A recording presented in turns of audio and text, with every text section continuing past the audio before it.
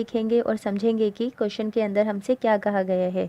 तो क्वेश्चन है हमारा 5 cards the 10 jack queen king and ace of diamonds are well shuffled with their face downwards, 1 card is then picked up at random. यानी कि यहाँ पर कहा गया है कि 5 कार्ड्स हैं। डायमंड के कौन कौन से कार्ड कहे गए हैं यहाँ पर 5? पहला है 10, दूसरा है हमारा जैक, तीसरा है किंग, चौथा है हमारा क्वीन और पांचवा है हमारे पास एस। तो यहाँ पर कहा गया है कि इन सभी पांचों कार्डों को इस तरह से शफल किया गया है, यानी कि मिलाया गया है कि उनका फेस नीचे की साइड है। हमें ये नहीं पता लग पा रहा कि कौन सा कार्ड किस तरह से मिक्स हुआ है। अब कहा गया है कि इन पांचों में से किसी एक कार्ड को निकाला गया है। अब निकाले गए कार्ड की प्रोबेबिलिटी बतानी है। फर्स्ट पार्ट के अंदर what is the probability that the card is queen, यानी कि क्वीन आने की प्रोबेबिलिटी को बताना है। अब सेकंड पार्ट के अंदर ये कहा गया है कि जब हमने क्वीन आने की प्रोबेबिलिटी को फाइंड कर लिया है, उसके बाद क्वीन वाले कार्ड को इनमें से निकाल कर अलग रख दिया जाए। तो फिर हमारे पास 4 कार्ड बचेंगे। अब इन चारों कार्ड के अंदर से एज आने की प्रोबेबिलिटी को फाइंड करना है और एक क्वीन आने की प्रोबेबिलिटी को फाइंड करना है। तो सबसे पहले हम अपना फर्स्ट पार्ट करेंगे और पर हम उससे पहले अपना फॉर्मूला लिखते हैं। तो प्रोबेबिलिटी ऑफ इवेंट क्या होता है हमारा? Number of favourable outcomes and divided by total number of outcomes. तो फर्स्ट पार्ट के अंदर हमें किस चीज़ की प्रोबेबिलिटी निकालनी है?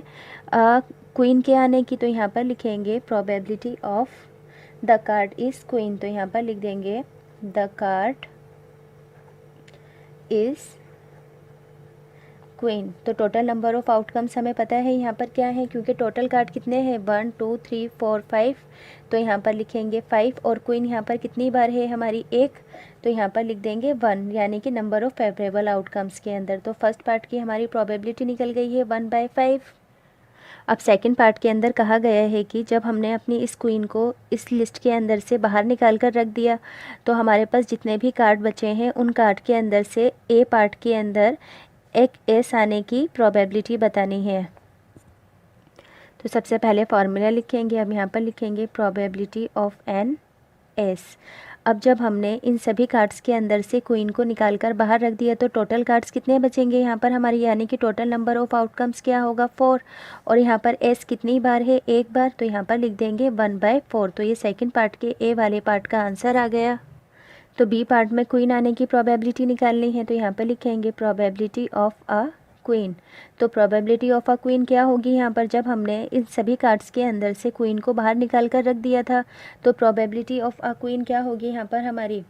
0, क्योंकि टोटल नंबर ऑफ आउटकम्स यहाँ पर क्या है 4 और क्वीन क्या है 0। तो 4 को अगर हम 0 से डिवाइड करेंगे तो 0 आंसर आएगा। तो ये क्या हो जाएगा हमारा? Impossible event. तो यहाँ पर लिख देंगे हम अपना इम्पॉसिबल इवेंट, क्योंकि इन चारों के अंदर से पहले ही क्वीन को बाहर निकाल दिया गया था, इसलिए क्वीन का आना इम्पॉसिबल है, इसलिए ये कहलाएगा हमारा इम्पॉसिबल इवेंट। अब अगर आपको ये क्वेश्चन अच्छे से समझ में आया है तो प्लीज़ वीडियो को लाइक, सब्सक्राइब और शेयर ज़रूर